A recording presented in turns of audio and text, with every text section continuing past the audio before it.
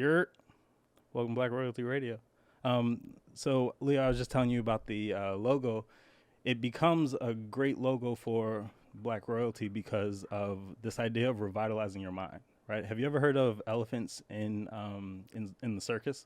You ever see an elephant in the circus and Yeah. wonder like how it got there, whatever? I mean, a couple times, unfortunately. Right. So I didn't know that, and I found out that the baby elephants they chain them to these chains that they're not strong enough to break out of. So an elephant's greatest strength in its memory becomes its greatest weakness because it remembers a time when it couldn't break this chain. Yep. And so for this adult elephant, it's held by this chain that can't actually hold it physically, but mentally it's stuck there because it remembers a time when it wasn't strong enough to break past this chain. So the idea of Black royalty is like revitalizing the mind of educators of color so that we can revitalize the minds of the students that we teach. I love that. Right. And so with Black royalty, what we're trying to do is support, recruit, and retain educators of color. Right. And revolutionary educators at that. And as a historian, I know when I say revolution, you kind of hear Malcolm X talk about revolution as bloodshed. Right. And I want to get into that idea of how we fight against the system while we teach and educate the future of the system or of whatever is coming next, right? And so I want to use this opportunity to kind of get your story and get into your thoughts on education. So we're going to go from how you became who you are, kind of your upbringing, and then we'll get into your thoughts on education and where we are, where we need to go, and kind of how we got here, right? Sounds good. So tell me about you as a student. Did you always know that you wanted to be a teacher? I knew that I wanted to be a history teacher when I was in the 5th grade. Really? Why is that?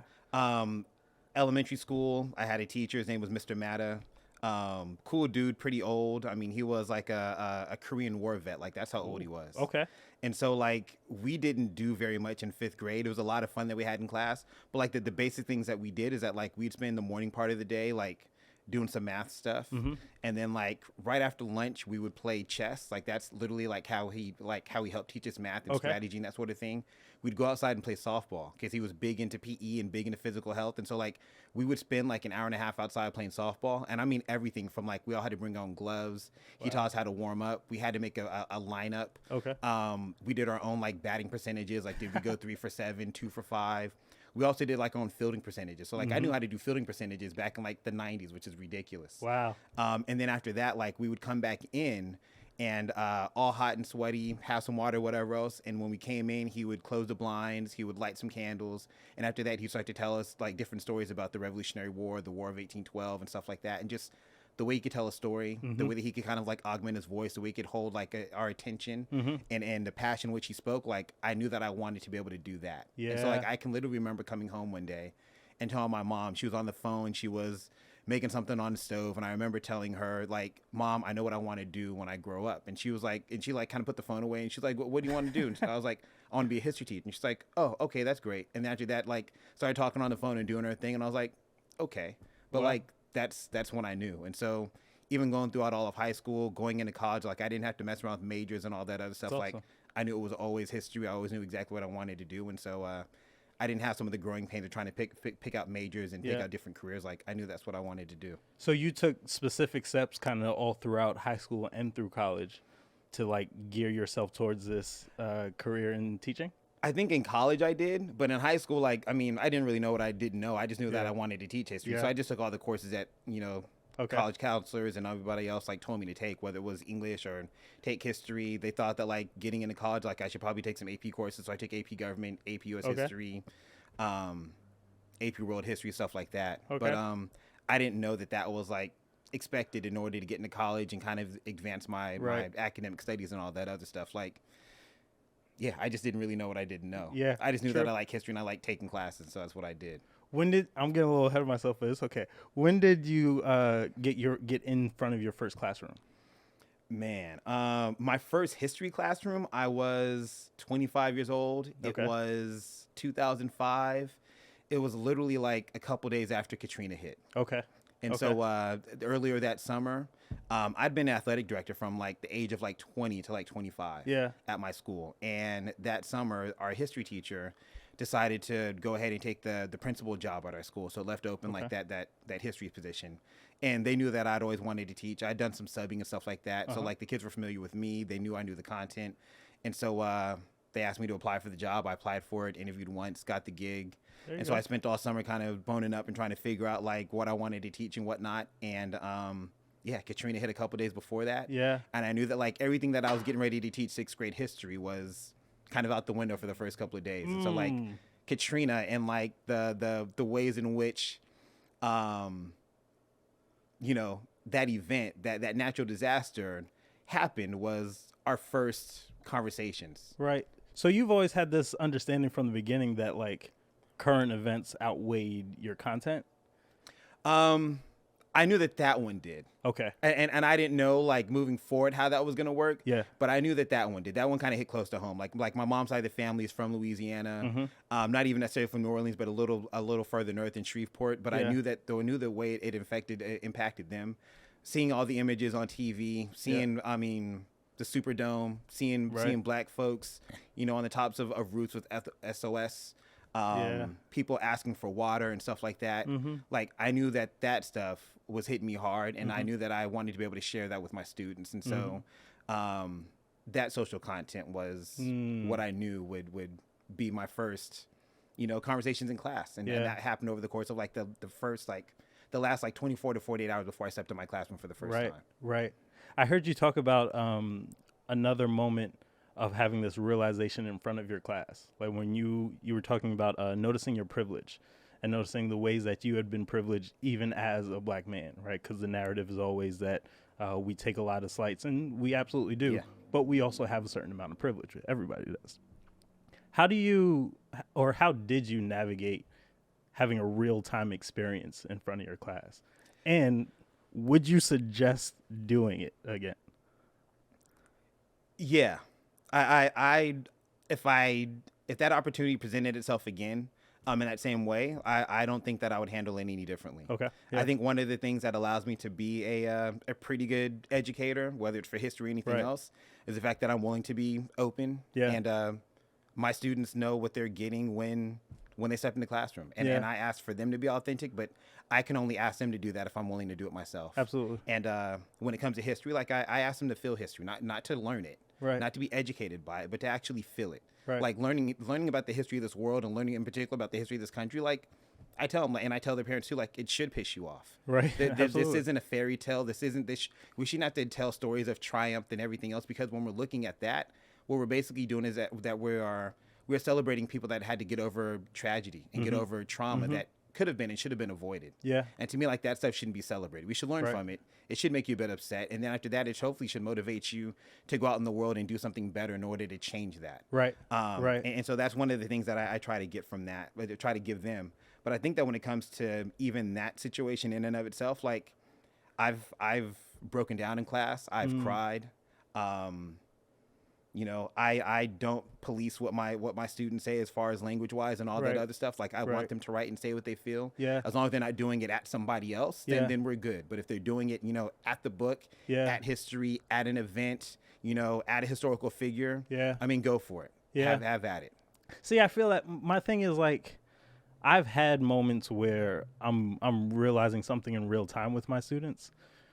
My only hesitation with that comes when I can't reproduce that moment, or when I don't feel like I've closed that off well, right? Because I feel like as their teacher, I'm supposed to be farther along in this thought process than you are. I don't necessarily always have to be farther along in it. You might surpass me. In fact, if I do my job well, you will surpass me, right? But I do need to be out in front of you so that I can kind of lead you down this proper thought train, right? When I started teaching, I never thought I was going to be a teacher from 5 years old, or 5th grade. So when I started teaching, one of the crucial mistakes that I used to make is I would read the book at the same time as I was teaching it. I might be a chapter ahead on a great day. Yeah. Right. But sometimes I'm reading that book with them. And one of the jokes I used to tell my students is, I haven't read this book. Like, what do you think? Like, I'm teaching you the skill of how to read a book. I'm not reading the book with you. I don't do that anymore. I've learned to do it a little bit better. But how do you kind of have that conversation with yourself about the things that you need to have before you walk into class versus the things that, you get me in a good conversation, I can figure this out with you? Like, how do you find that balance for yourself in your lesson planning? I think that all takes time. Okay. One of the things that like I read Malcolm Gladwell, for better or for worse. I mean, I know that he's got his own issues and those sorts of things that we can talk about at another time. Yeah. But one of the books that I read was Outliers, and it made a lot of sense. I had the whole idea of like 10,000 hours to become a master, something like that. And I think that that's what it takes. I mean, and now me being in education and teaching for, 20, 21 years now. Yeah. I would like to feel that I'm kind of like a master 2 times over. Yeah. But it's taken time in order to do that. So there are going to be certain, areas of teaching in which, I'm still getting used to and may not have a whole lot of experience in. Yeah. But because I have other experiences that may have something to do with it, it allows me to kind of be good on the spot for kids when they ask something, or when we're talking about a new concept, or when something comes up that may be challenging. And also I think a part of it is just being ourselves and authentic, and knowing that like we would like to be farther ahead, so that way we can teach kids and keep them and mold them in ways that are healthy and safe, but then also know that we are humans, and that's not always going to be the case. And for them, like, I don't mind them seeing that, because I don't want them to ever think that, Leo's always got his stuff together. Like every day's got to be a perfect day. Like we've all got our good days and bad days, and they've got them too. And I just try to tell them that like, on our worst days, still let's try to do something to still make ourselves productive. Right. And just make sure that today's not a loss. Right. Sometimes we have to fight to make it even. Sometimes we have to fight really hard just to get ahead a step. Yeah. But as long as we can do that, we're still moving someplace forward. Right. And so that's how I try to convey that to them. And I mean, we would like to always be steps ahead. It's just not always possible. And sometimes questions pop up. Sometimes you show something on the screen and you didn't expect it to hit you the way that it did. Yeah. Even when you watched it at home ahead of time, hopefully it didn't hit you that way. But in the class, in that moment, a student makes a comment, a student asks a question, and that's something that you didn't always anticipate, because we can't. And that's one of the great things about teaching, is that like when you allow students to help lead the class, and you allow them to feel free to ask questions and answer them, they're going to say some of the damnedest things. And sometimes that stuff is pretty ridiculous and hilarious. And other times it's really deeply profound. Yes. And like I had a student ask me with the video that we're watching, even now, like that video is, if you go back and look at it, like it's still like a problematic video. So one where the educators got all those kids lined up outside on the grass. He asked them like, take a step forward if you do this, take a step forward if you do that. That video pisses me off. Yeah. Pisses me off. I'll let you finish the explanation. I'll tell you why it pisses me off. Keep going. Yeah, and in that moment, like I thought it was a good video to go ahead and show a lot of these like privileged white kids. But like going back and looking at that now, like, dude, that shit is problematic. Yeah. And so even in that moment, like I had a student like ask me like, in what ways do you see privilege? And as a black man, like it hit me. Like I have it within my own family. Right. And, like I am the youngest of 5. My dad met my mom when, she was a single mother of 4. And, they hit it off and ended up having me. But I knew that I lived a much different life as a kid and as a teenager than my siblings did, only have my mom at home. And I think that plays a lot into some of the relationships that I have with my siblings. Yeah. I think that there is a lot of love there, but there's also a lot of animosity, a lot of resentment. A lot of them thinking that like I didn't have it as tough. So like, of course you are really successful. I mean, as really successful anybody can actually be. Yeah. And like in that moment, like all those things kind of hit me that I didn't really anticipate on. And so like it got me. So you realized that in front of your students, but did you, as you were coming up, right? Do you think you were exploiting that privilege? Do you think you were just blind to it and using it when you used it and whatever? Or do you think like, was there some unintentional intent behind how you navigated your privilege as you grew? I guess I don't think I saw it. Okay. I think that like whenever I got into conversations or disagreements with my siblings and they brought stuff up, I always kind of looked at it as like, well, I worked hard for it. I got stuff. I got shoes from mom and dad because, I didn't give me any trouble. Like they knew where I was going to be. Nobody was calling home saying, hey, like this is what your son did, or, you got bad grades, or it wasn't the cops or whatever else. And so to me, like I looked at that as like, well, I earned it. I earned the shoes. I earned the privilege. I earned the car at 15, 16, 17 years old. Mm-hmm. I earned my driver's license. Mm-hmm. I earned getting into college. I've earned all the good things that happened to me. Yeah.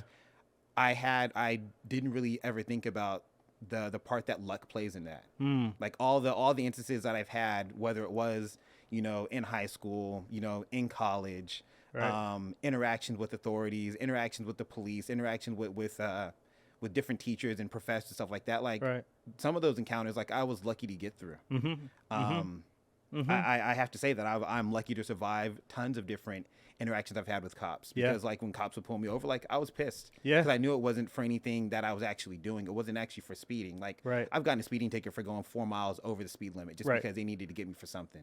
But it was always, do you have any warrants? Can I check your cars? And me doing that, like I had to learn what I could and could not say, and I had to learn my rights, and me basically throwing my rights back at them. I mean, it was dangerous. Very. Like me going out there and being a smart ass every time they pulled me over did not do me any favors, and I got lucky to walk away from those encounters.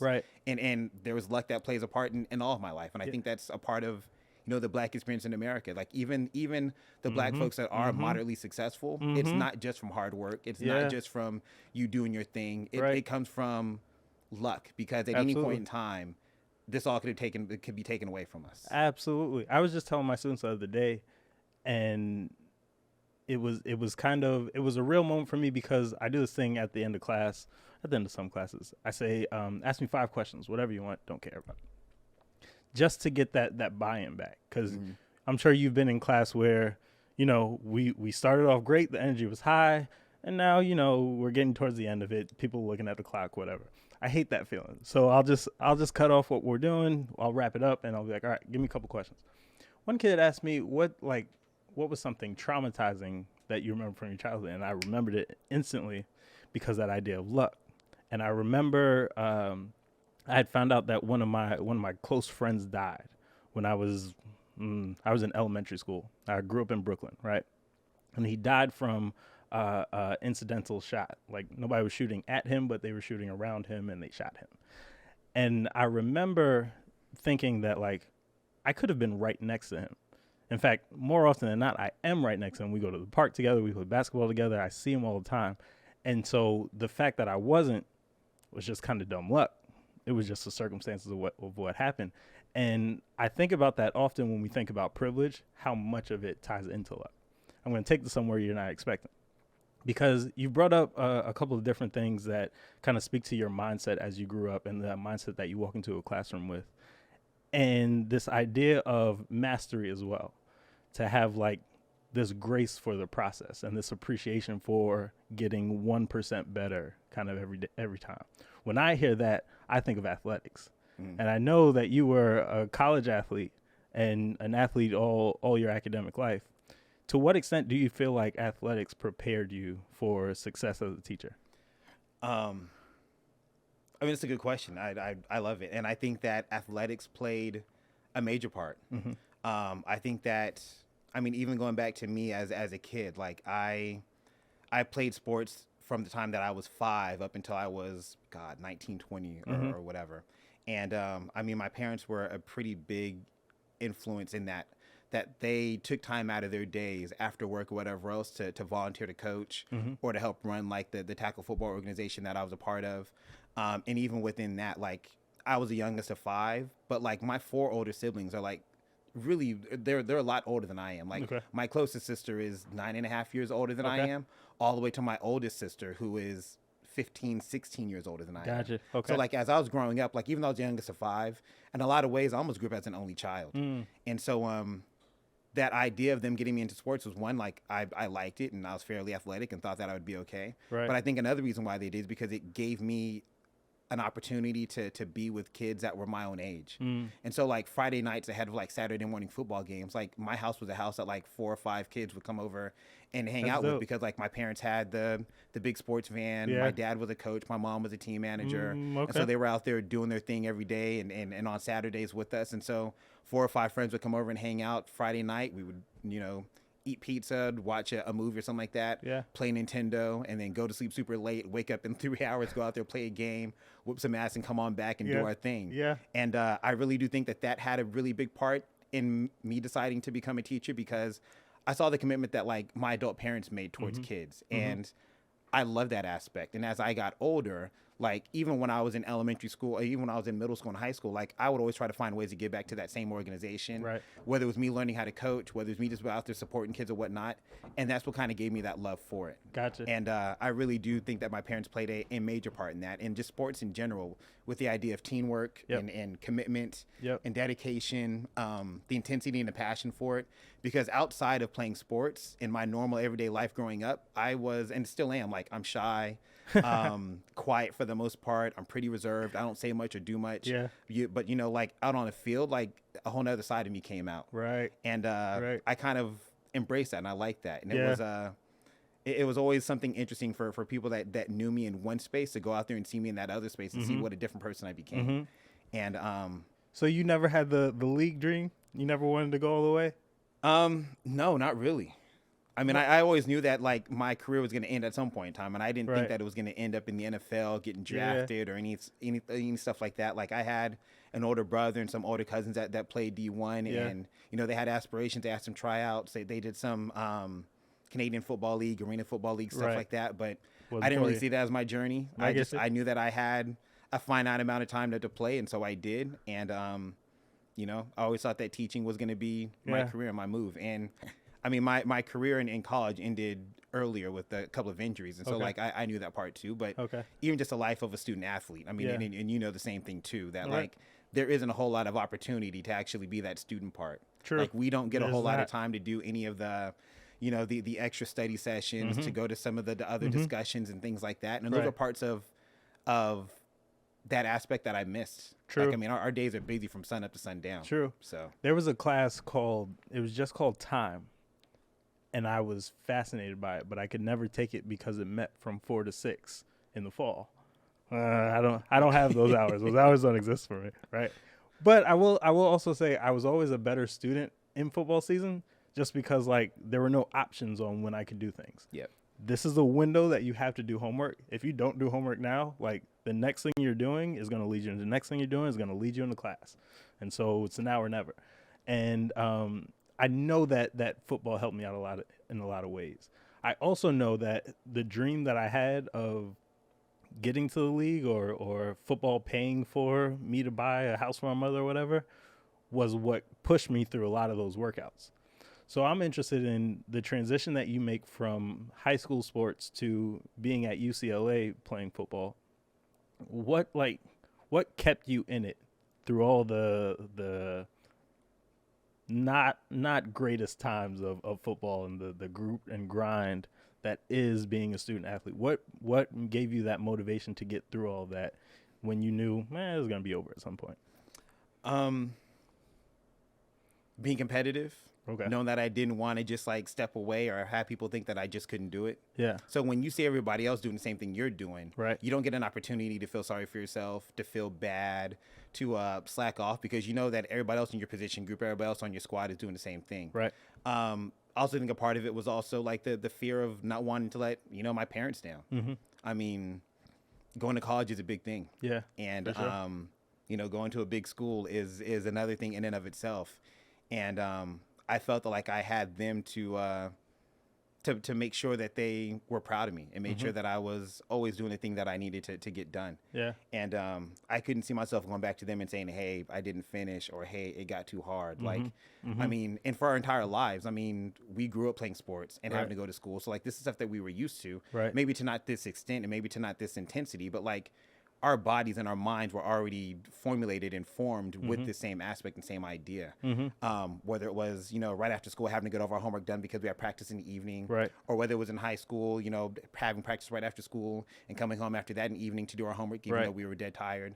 Like we were always in that mindset. And to me, it was just a kind of a continuation of that. But I also knew that I couldn't let them down. I couldn't let myself down. Yeah. And I knew that I couldn't get to where I wanted to get to, which is teaching, without having that degree anyways. And so that was a part of the motivating factors for me too. I like that. I like that. So when we transition into your first years as a educator, right? You said you started out as an AD. Yeah. That was your first job as an AD? My first job, like about 6 months before that, I was, doing like part-time coaching at the school. Okay. Along with like yard supervision and stuff like that. Okay. I was finishing up my degree at UCLA. And honestly, like I even got the job by accident. Like I'd already hurt myself. Career was done for the most part. I knew that I didn't really want to play anymore after that. Right. Like I didn't want to have to deal with the ideas of rehab and everything else. Like it was a grind and it was grueling. And I just didn't want to do it. And like my sister got tired of seeing me sitting at home every day, like after class and everything else. And so my mom and her had a conversation, and my mom told her like, look, like you need to find something for your brother to do. Like he just can't keep sitting here doing this. And so she had one of her best friends was a coach at a private school. Okay. And so she called him up and said, hey, are there any job openings at your school? And he was like, well, I don't think there's any job openings here. He was like, but like there was a part of like a big network of schools that were like maybe 7 or 8 of them. And he was like, but I think there might be one opening up at another spot. So let me just go ahead and make a call and see. Yeah. And so come to find out there was, but it was like part-time coaching, and it was like calling names after school and yard supervision. And so she came back and said, hey, like, I've got like a part-time job for you. Like, it's not going to interfere with school or anything like that. Right. She was like, but you need to get up and you need to go do something. Okay. And so I called down to the school. The lady, her name was Beverly Snelling. And she answered the phone and said, hey, come on in for an interview, tomorrow. Does like 3 o'clock work? And I was like, yeah, sure. Put on a shirt and tie, whatever else. I can't remember the last time I'd even put on one of those. And as soon as I walked in the door, she basically looked at me and said, her only question was, when can you start? Oh, okay. And I said, I think I could probably start today. She was like, all right, go home. Put on a pair of shorts and a shirt. When you come here, I'll give you a new shirt. Yeah. We'll start to fill out the paperwork today after work, and we'll go from there. That's awesome. And that's kind of how it happened. And then from there, like that school ended up closing like 6 months later. And I was finishing up my degree, and the athletic director job opened up at another one of those same schools. Yeah. And I applied for it, and I originally didn't get it. They were gonna stick with the same guy that they had already had. Yeah. And then he decided to kind of walk away from it a couple months into the school year. Yeah. And so they called me back up and said, hey, do you want it? And I said, yeah. And it just kind of went from there. And I didn't have any experience. I mean, I'd done some little coaching here and there, Right. but they knew that I was an athlete. They knew that I was finishing up my degree, and they figured that anything that I could learn, I could just learn on the job. But I was already a company person. So they already kind of knew the lay of the land, and it went from there. That's awesome. Is this also your introduction into private schools, or Yes. did you go to private school? No, I went to public schools my entire life, from pre-K to 12th grade, and then obviously into undergrad too. But a lot of the schools that I went to, even though they were public, they were in wider neighborhoods, and so I went to PWIs my entire life, and that only happened because I had an aunt and uncle that lived in a predominantly white neighborhood. Okay. Like, aunt was a banker. Uncle was a dentist. Yeah. And that sort of thing. And so like I was able to use their address in order to go to these schools, and it gave me an experience and an education that I wouldn't have got otherwise, and not just like school education, but like social education too. Yeah, for sure. So I mean, you're a history teacher, and now on kind of not the back end of your journey, but you're at a different point than you had been before. You're not with the same mentality that you had as a high school student, right?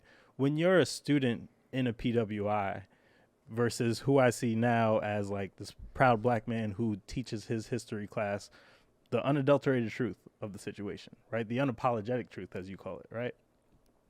When did that manifest for you? When did you get to the point of not shying away from your blackness, not making excuses for your blackness, but owning it and taking pride in it because it's what's dope about you, you know? Yeah. It was it's been a gradual journey with some different parts of it that definitely kind of sped up the growth and development of that. Again, like going back to 25 and stepping into my first history classroom. At that point in time when I was 25, I had cornrows. Okay. And so I'd had them for maybe a couple of years, and I had them even though I was athletic director. I knew that certain people around my campus weren't exactly fond of them. Yeah. But they were okay with it. Like, what the hell were they really going to say or do? But about a month or two into teaching, my campus director kind of called me in and talked about like, appearance and how that matters and that sort of thing. And I had already started maybe thinking about the idea of cutting my hair, but I wasn't totally sure. Yeah. And then I kind of felt the urge or the push that if that if I didn't cut my hair, that this experiment that I had being a teacher might be short lived. Okay. And so I remember going into my barbershop and unbraiding it and getting my hair cut. And I remember not feeling great after that. Okay. And, You felt that immediately. Yeah. Yeah. And I didn't think that I would feel that. I thought that I was okay with it. And like, it's just hair. It's not a big deal. Right. But I knew in that moment that it was something different. Yeah. That it was something that was about my identity, and not even just like my social identity for the world, for all Black folks, but I know that for me personally, that's what it was. Right. And it didn't sit well with me, and I didn't feel good about it afterwards. And so in other ways, like I grew up my hair here and there, but never to the extent of braiding it or anything like that. Yeah. And so that was one instance that kind of helped me further along that path of accepting my Blackness. And I think another part of it was starting to move away from using textbooks and like being able to create my own curriculum. Yeah. Being able to read other writings in order and other books in order to kind of put together my curriculum. Yeah. And learning from them in a way that like no history textbook could actually teach me. And so are you against using textbooks, period, or are you against the textbooks that we had? Like, do we need to create new textbooks, or do we need a new way of doing things that doesn't center a textbook?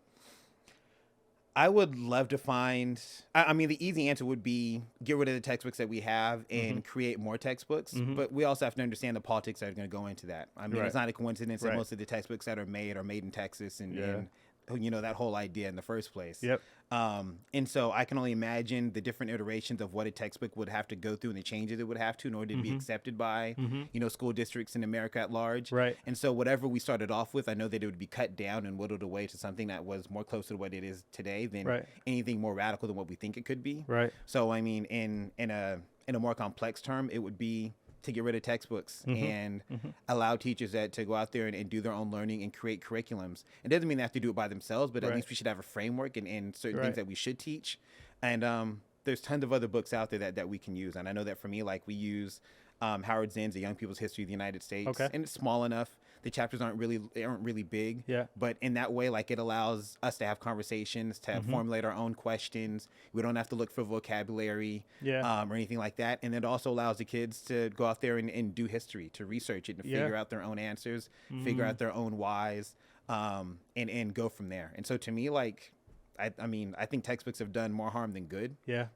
It would be nice if we could get rid of them, but I also know that most teachers can't. And so I know that even as I was on that journey with textbooks, I began to take kids and have them basically use a pencil, and we would go ahead and read through chapters or sections. And after that, we'd do research. And then everything that they found that contradicted anything that they read in their book, we'd go ahead and line it out. And so by the end of the year, like their textbook looked like redacted FBI files, and it was fun. I mean, and so that was the way that we got around it. Yeah. But I'm glad that at the school that I'm at now, that I'm able to create my own curriculum. I could use a textbook if I wanted to, but I've decided to go against that for years. And I really do think that it has not only helped me as an educator, but I think it's helped the students as they grow into young people and move forward, and it's helped their parents too.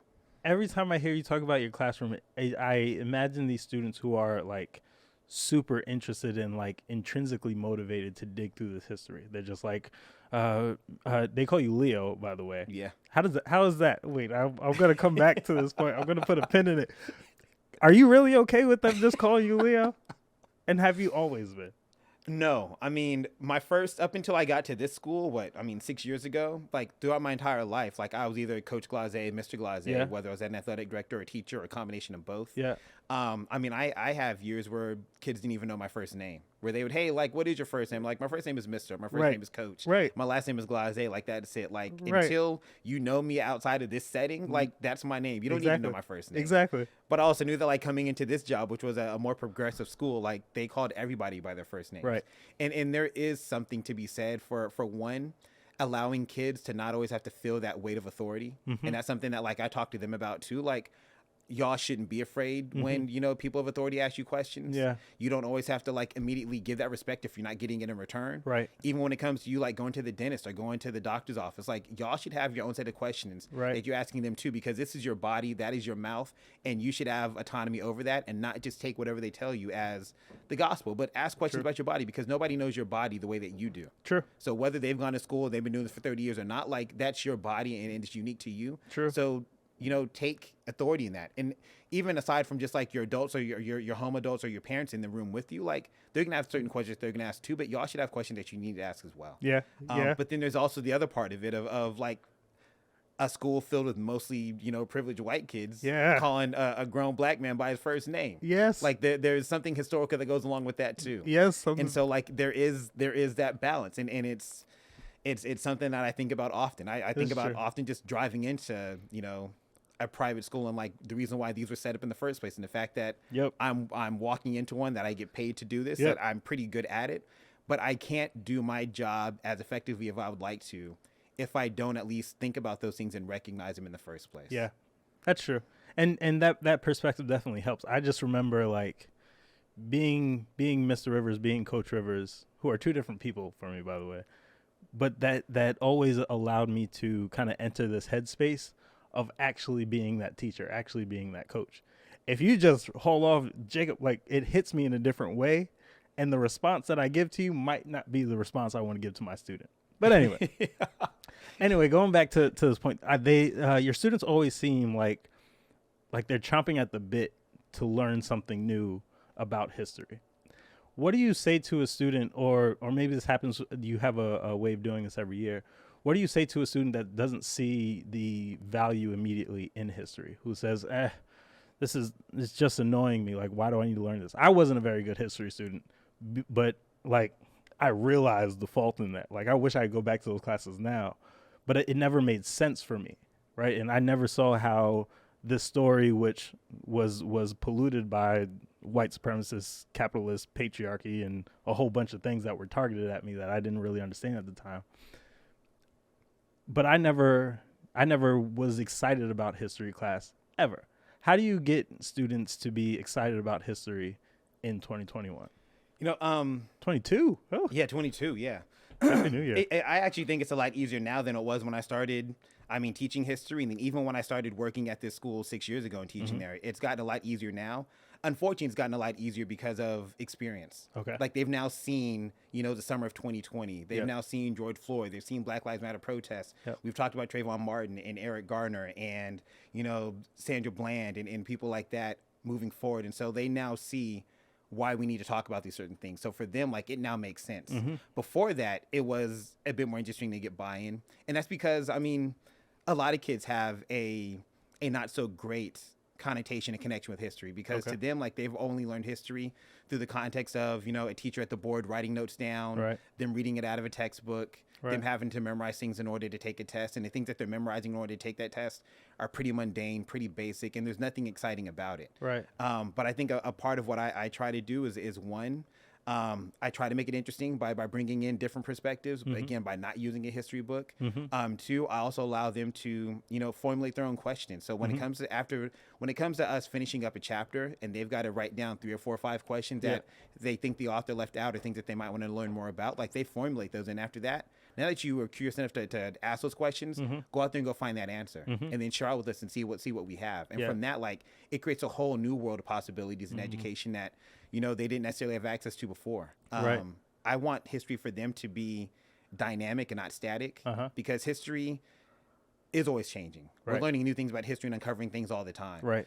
Sure, all the basics, the who, the what, and the where normally never change, but the why and the how change all the time. Absolutely. And that's something that I try to get through to them as well. I'd also say that when it comes to it, it's also a journey.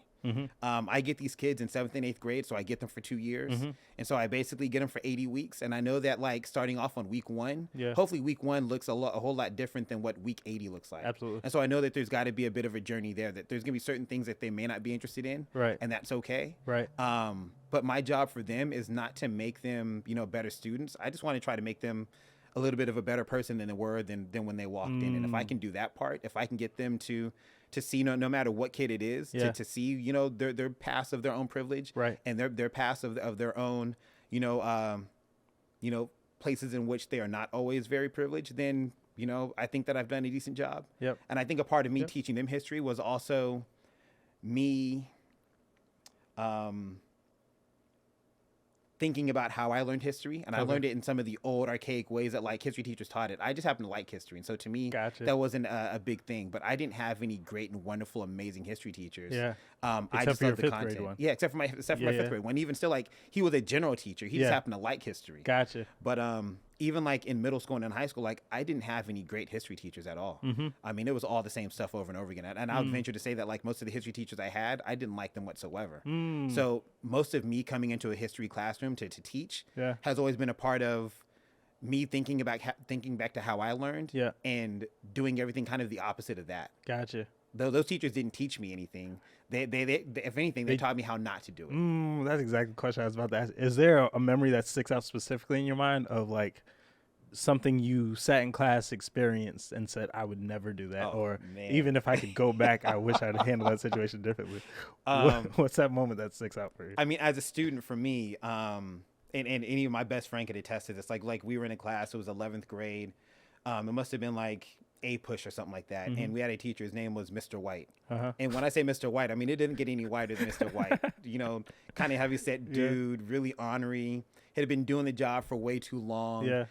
This was also around like the OJ verdict. Okay. So we had him for class then too, and that's a whole nother topic for another day.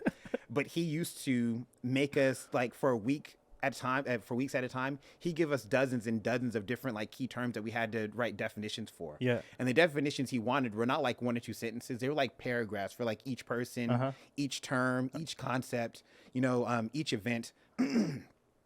And we got about halfway through the year when we realized there's no way in the world we're turning these in on a Friday and he's giving them back to us on a Monday and saying that we got full credit for them. Right. There's no way in the world he's reading all of this stuff for every Right. one of his classes.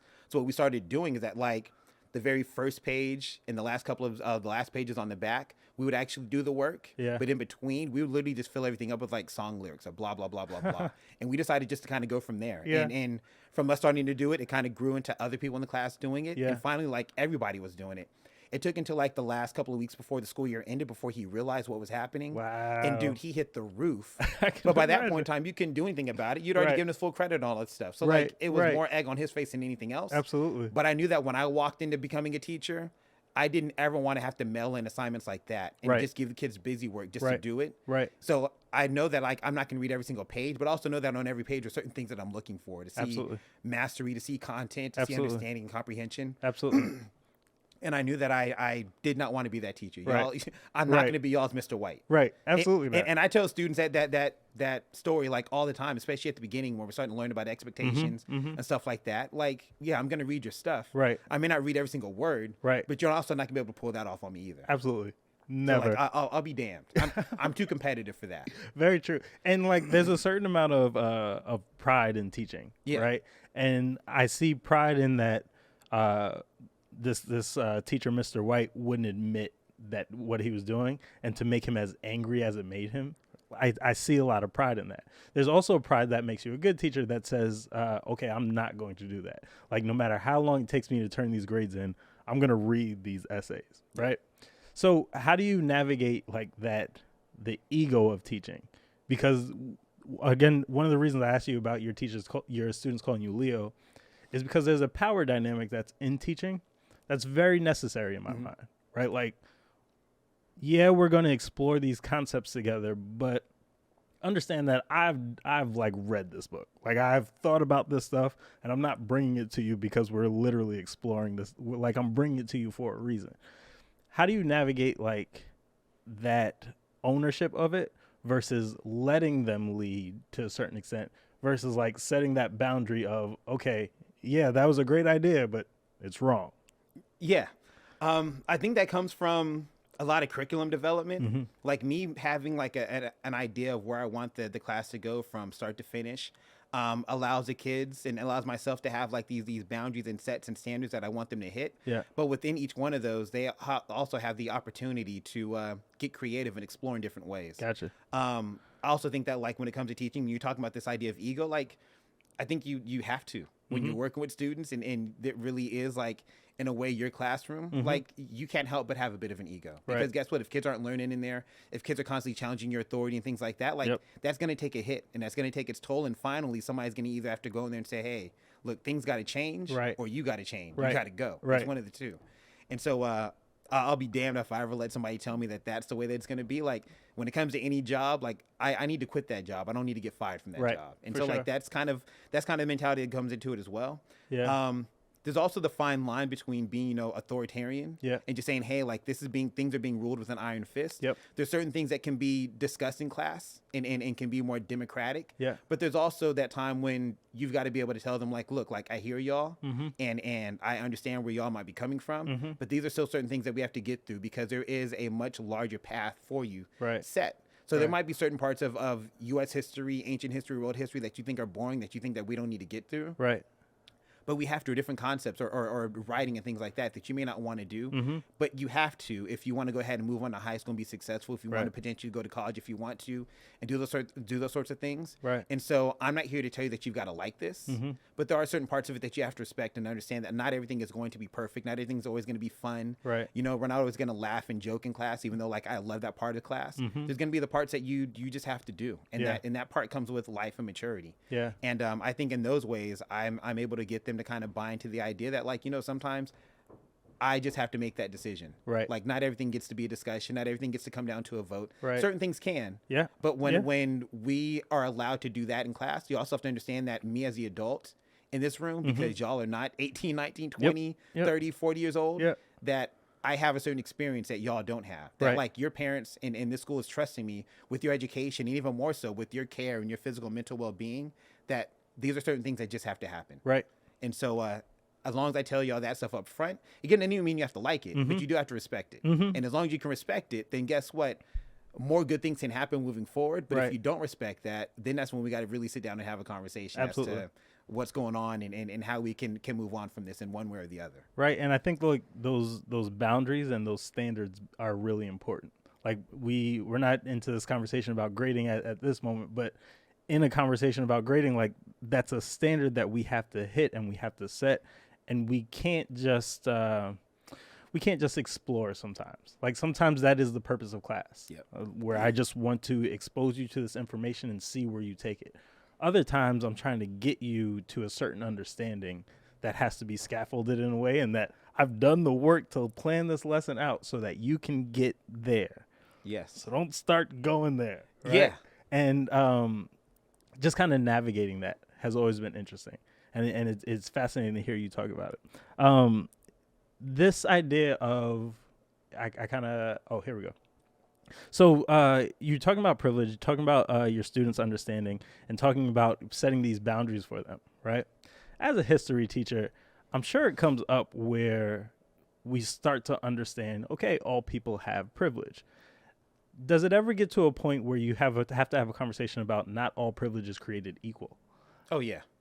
Okay. Yeah, I mean, that conversation is pretty prevalent in class. Like, there's a difference between equal and equity. Right. And so, like, we can't all treat everybody equal. Right. That there's that equity piece in it, which means that, like, you are giving people what they need in that moment based off of other circumstances, and what they need might be more or less than what somebody else needs. And that, like, we don't get the opportunity to just kind of rest back and say, hey, that's not fair. Like, life ain't meant to be fair. Right. We can make life more equitable for people as long as we understand that and realize that, and understand that you don't need the same type of help that somebody else may need, and that you have to be okay with that, and that you should be okay with that. Yeah.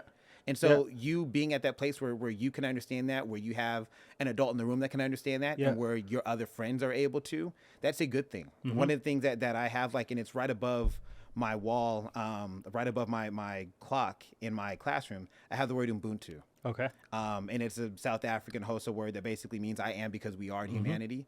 And that idea for them that, like, y'all can't really be at peace and really be happy in this classroom, even as people, if the people around you are suffering. Right. So if that equality, if that fairness leads to your other classmates still suffering because they're still not getting what they need, right, how can you be okay with that? How can you truly be happy when people around you are still suffering in that way? Yeah. And so the only way that we can actually get there is through equity. We can't get there through equality. Right. And equality is not really a word that I even really use in class a lot because, I mean, it's hollow. Yeah. I mean, it doesn't mean what people like for it to mean. Right. And people use that word and we weaponize it now. And people will take MLK's words and weaponize those every single, January 16th or whenever else. And that's not what it was intended to do. Right. Like if we decided to just kind of stop everything right now in our society and say that, hey, black folks and brown folks and white folks and Latinx folks and Asian folks and people that are cisgendered, and people that are LGBTQ plus, like we get to just stop everything right here and just move forward in an equal manner. We haven't done anything great. All we've done is we've kept those same systems and those same decades and centuries of oppression. We've kept them at the same length without ever closing that gap. And one of the things that really frustrates me in that kind of conversation is when people look at a certain moment in 2022 and 2021 and analyze that moment and say, don't make too much out of it. But when you understand that moment under the guise of history, like, why wouldn't we freak out at that moment? That moment has happened over and over again throughout the course of history. I'm an English teacher. I'm not a history teacher. So I get to kind of, I get to broach a lot of topics that I don't necessarily go fully into.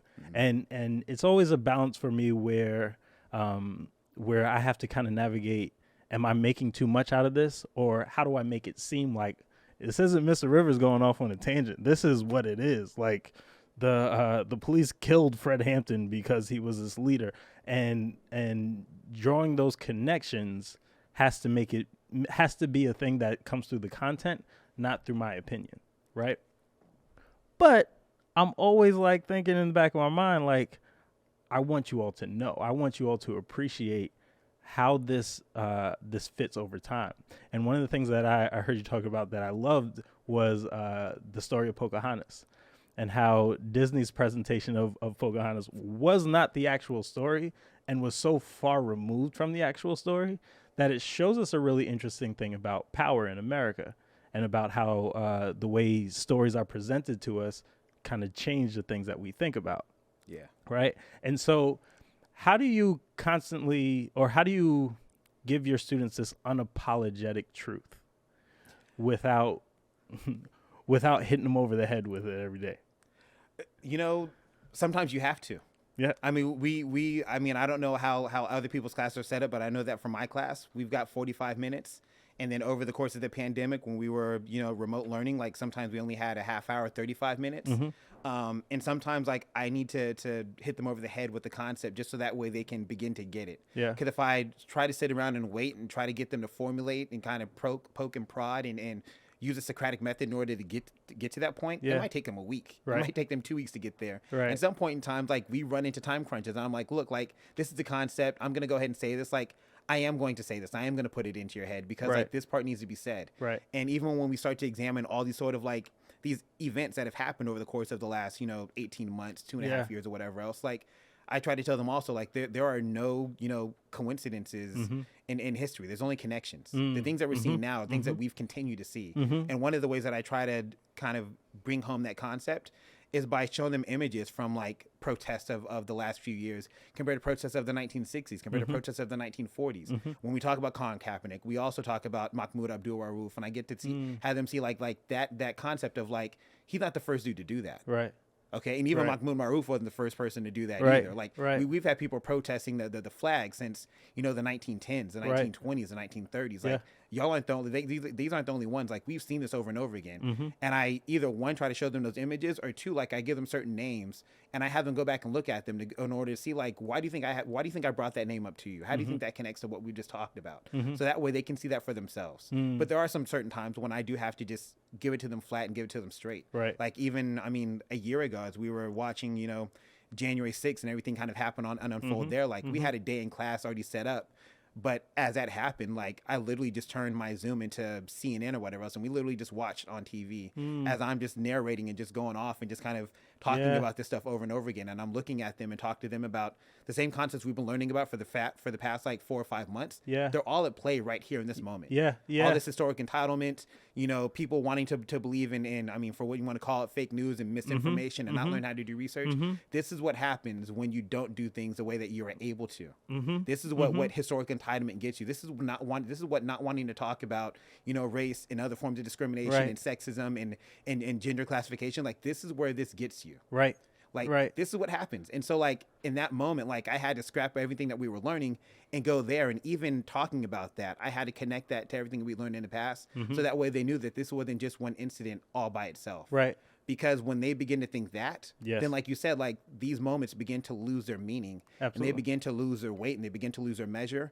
And we just kind of look at them as individuals instead of a part of a much larger scheme. Right. And so, in that moment, like, there wasn't a whole lot of time for a lot of questions and talking and whatever else. Like, it was, me narrating it. Yeah. And in a lot of cases, like, it was their parents, like, walking back and forth in the Zoom and listening right on the edges of the screen to just kind of hear what I was saying just in general. And I knew that they were. Yeah. And I also knew that I had to be, honestly, as authentic as I could, because literally we saw white folks jumping and hopping through the Capitol because they didn't like the results of an election. We'd be calling them thugs if they were a different race. Exactly. They'd be all sorts of names. Yeah. So what happens when you get some type of pushback of, Leo, the way you said that, I was offended by it, or the school, the institution doesn't stand behind you on something that you're clear about? I have been really fortunate with the school that I'm at now, where the administration has been really supportive of the ways in which I teach. I know that when I got there, like, I told them, even in the interview process, like, what I wanted to do with class and how I bring myself into the classroom every single day. Yep. And I remember asking them if they were okay with that, and they said yes. And even I remember the first couple of months of being there, one of the first big units and discussions that we had was on 9/11. Yeah. And not just like 9/11, like, oh, poor America, 2,977 people died. It was also our response to 9/11. Right. And what America did to people that even looked Muslim, that were just dark with a beard, that I wanted them to see. Right. And it was us also hopping on social media to look at other people's stories. It was also looking at our response to, like, the war on terror and what we're doing to, other places in the Middle East that we don't always hear a whole lot about. Yep. And so I did get, some emails from parents, asking, like, why was that important? And, what I normally tend to do now is that when I get those sorts of questions, ask those questions back. Yeah. Why shouldn't we talk about this? Yep. Is what I'm saying not true? Is, honestly, at the end of the day, is it your kids complaining about what we're learning, or is it y'all hearing what we're learning about and you deciding that this may not be okay for you? Right. And once I get into those questions, I find it really easy for parents to kind of understand what we're doing and why. Yeah.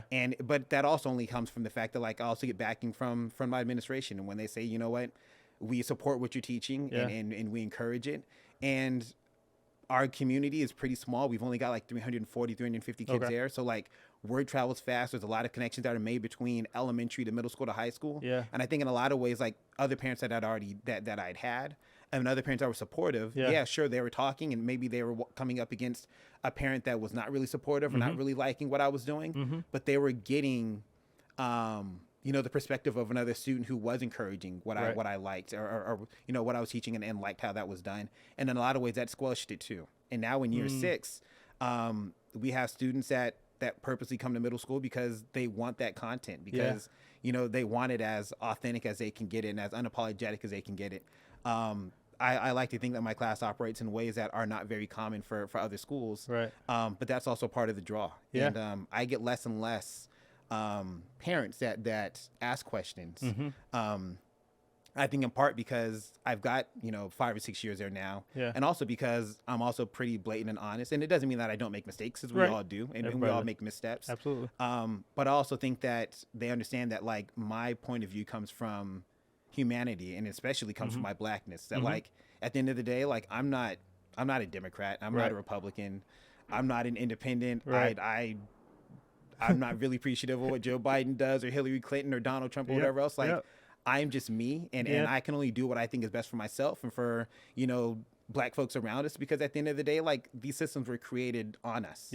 That were never meant to include us. So, like, I'm not going to jump through hoops for one of these political parties or not. And I think in some ways, I mean, my school is very liberal. But I think in some ways, they do appreciate that. Right. Sure, like, they may like Joe Biden more than they like Donald Trump. And I think that a lot of people probably would too. And if I had to pick one, I guess I'd have to go with that guy too. But let's not think that dude is great by himself, because he's not. Right. We can talk about 94 crime bills. We can talk about other stuff. So, like, you're not going to get some slanted view of politics in my class. Right. Because to me, it's the hell with all of them.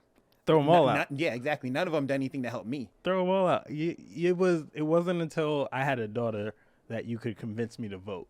Yeah. Like I was like, the whole system is rigged. No, whatever. I tell my students all the time that like voting for black folks and for marginalized folks, we're talking about black or white or I mean like non-rich white folks and people that have been, racialized white folks. Yep. Voting for us is a means of self-defense, not a means of progress. So if you want to go ahead and vote, like that's great. There's times when I vote too. Right. I don't know if I'm ever going to vote for a president ever again, to be honest. Like I much more rather participate in local political elections because that's where like things really do impact me. Yeah. But I mean, when we're talking about, Congress, we're talking about the presidency and stuff like that. Like whoever we put up there, like they're not changing the system. We're just changing the face on it. So like what, Yep. in some ways I can say what difference does it make, but in some ways, like that's also a very privileged stance too. Like For sure. I make a decent amount of money. For sure. The things that he's saying or doing aren't going to impact me the same way that they impact somebody else. So like I get that part too. Yeah. Also understand that like I live in California, which is going to be a normally blue state. So Yeah. like they don't necessarily need my vote in order to sway it one way or the other. I don't live in Georgia. Yep. I don't live in Texas. I don't live in Oklahoma. So Yep. for folks like that, I can understand why they do. Yeah. I just know that for me in the situation that I'm in, I don't always necessarily see the point. But I Right. also think that like, especially at my school, I think some parents and staff and kids, they respect that and understand that. I love the way you said that, and I like that you fit in that point about students coming to your classroom for that perspective, because I think a lot of times it seems like the people with the money in the school all think the same thing, and it's all against everything that we're kind of standing for and fighting for. Yeah. And don't get it wrong. I mean, liberalism in and of itself is not always very healthy. It can Right. be harmful too. Right. Like all of that stuff is like, so in some ways, I mean, we're kind of stuck in the middle of trying to go one way or the other. And I mean, we can see all the downfalls of some of that stuff too. And again, like when we talk about and examine it, like I'm not using history to try to get across like some political point for me. Like to me, Right. politics is all trash. And I'm just trying to get y'all to see that. So that way, when these kids come up, Yep. hopefully they can begin to understand this and see this. And if they can be a part of that change moving forward, then that's great. And I know that I may never actually see that change. Right. My kid may never actually see that change. Right. Other kids that are coming up may not actually see it, but hopefully we're beginning to put the pieces together that lead to that progress somewhere down the line. And that's all that I can ask for. I advocate for critical thinking. Yeah. However we can get it. All right, so we're gonna shift to closing this up a little bit. I have a speed round of questions for you. All right. All right, so this is the first answer that kind of comes to your mind. You can give me a little explanation if you have one. If not, it's okay. Pens or pencil? Pens. Your most memorable student or most memorable moment with a student? Oh my gosh. Jeez. Oh my God. How is that a speed round question? It'll probably go back to, I believe it was not last year, but the year before that. And she was a student that's really great. I still talk to her and her family today. But when it comes to students, I mean, she was incredible. Not for all the academic reasons why. I mean, work was okay. She could write okay, but like her thought process and her empathy and her compassion was like through the roof. So even as we were in remote learning, like the way that she picked up things, the way that she wanted to stay after class to talk. Yeah. And those last couple of days with her in class, knowing that would be the last time I'd have her as a student, like for us, got really emotional. And we still keep in contact to this day, but she's one of the greatest human beings I've ever met. I love that. And I have no problem saying that about a 13 or 14 or 15-year-old because she's amazing. That's awesome. Graduation always makes me tear. Yeah. We'll get to that later. Teaching or coaching? Teaching, because I think coaching is teaching. Good answer. Good answer. Spades or chess? Oh my God. Oh my God. I love them both. I love to be able to talk trash when I'm playing spades. It's really hard to do that playing chess, so I'm going to go spades. True. Well said. Whiteboard versus chalkboard? Oh, whiteboard. Easy. Okay. Lunch or grading papers? Like, do you take the time to have lunch, or do you work through your lunch? Oh, no. I have my lunch. I respect that. That's self-care. Homework or no homework? I am more no homework now than I've ever been. It doesn't mean that they still don't get homework, but Right. like I try to definitely cut it down. And a lot of the homework that they get is either like, hey, we started this in class, finish up at home, or it's them trying to learn about their own histories at home. So like I have them like go home and ask, home adults questions, ask grandma and grandpa, aunt or uncle, that sort of thing. I like that. Standardized testing or no standardized testing? No standardized testing. Are you a printout person or a digital turn-in? If you'd asked me this question anywhere from before March 12th and beyond, it would have been a printout person. But now, like, I'm definitely a digital person now, and I'm probably not going back. I got you. Remote teaching is changing forever, huh? Yeah, the only thing that I really have them try to turn in, because I haven't been able to figure out how to do it digitally, is creating maps. So if anybody knows how to do that part where they can do it digitally, then I'm all ears. I like that. Should we still be teaching Shakespeare? Yes, but maybe not as much, and not to the extent that we always do, and not also with the caveat that, you know, he's not the only person doing stuff like that. True. No, he's not. We kind of touched on this. Grades or no grades? No grades. Okay. Tom Holland, Tobey Maguire, Miles Morales, or Andrew Garfield? Who's your Spider-Man? I mean, my Spider-Man is always going to be Miles Morales, just for all the close connections that go along with it. If we're talking about like the other mainstream Spider-Man, I know that mine is kind of in the minority, but Andrew Garfield is my favorite, like, live action Spider-Man. Okay, not even close. Not even close. Tom Holland's overrated. Tobey Maguire was too old and ridiculous. Okay, I didn't see the movie, but I appreciate that meme reference of them all pointing at each other. Yeah, that made me happy from a real place. Okay, and what makes you sign your contract every year? What keeps you going back to the classroom? I love my job, and not love in a toxic way. Like, I have always loved my job, but I love the kids. The kids really do buy into stuff that we're learning. They're great for the most part. Their parents are really supportive. And then, I mean, you also can't deny the fact that, like, a part of me signing that contract, the fact that I get paid a decent amount of money. Like, I tell my students, I think this year I'm at like 78,000. Okay. And I don't mind saying that out loud. Like, we should, you know, destigmatize the idea of sharing salaries and all that other stuff. So, like, they know how much I make, and I'm cool with that. And, like, that's a part of it too. Like, the idea that, like, we should always sign the contract because we love what we do, while also being underpaid or being taken advantage of or exploited, like, that's trash. Like, to me, a part of this is keeping teachers happy, and a part of that is by paying us what we deserve. And even still, like, no matter what I get paid, I'm probably still underpaid, because I'm sure they're making quite a bit of money off of my services. Show me the money. Exactly. Absolutely. What advice would you give to a new teacher of color, or a new teacher at all? I think one, always kind of keeping like an internal scorecard of who you are and what you're willing to live with and what you're not. I think one of the downfalls of early teachers, and I know I made it myself, was one, you have a bunch of rules. And sometimes, like, you get all the kids together, you write down a list of like 10 or 12 things that, like, you don't want them to do. And at the end of the day, you have to think about, like, how many of those are for policing, or how many of them are to make them better people. And the other part of it is, like, how many of those are you actually enforcing? Because if you write down 10 or 12 of them, but you're only enforcing 2 or 3, then just cut it down to those 2 or 3 and leave the rest of it for whatever it is. But I think that the better you're able to do that part and kind of whittle down all the excess, the more you can concentrate on content and the kids and actually making those connections. Right. The relationship is so important. It's critical. That really is the biggest part of teaching. Leo, this has been awesome. One of the things that kind of inspired me to do this whole thing was the idea that education working the way that it is has never been meant to truly serve the students. No. Right. It's always been some other ideas, some adults with some idea that has nothing to do with students in mind. So I think it's revolutionary to be in a classroom, to be talking to educators who are centering students and who are centering the idea of how are my students learning in spite of all the pressures against them. I think the fact that you take that on is what makes you royalty. Thank you. I appreciate it. And to me, like, I agree 100%. I read somewhere that, like, somebody said that the idea of schools was even just to create the new generation of workers. And I don't want that for these students. I want them to try to find ways to dismantle and get rid of all that stuff, so that way we can build something new. And again, it may not happen in my lifetime, but hopefully we are starting to kind of plant the seeds that allow that part to grow. And I think that's all that we can do moving forward. And I know that we all make our mistakes, and we're not all perfect, but as long as we're putting our best foot forward every day, then that's all we can ask for. That's all you can do. And I just want to add value to educators to this podcast, so I got you this gift. You can check that out a little bit later.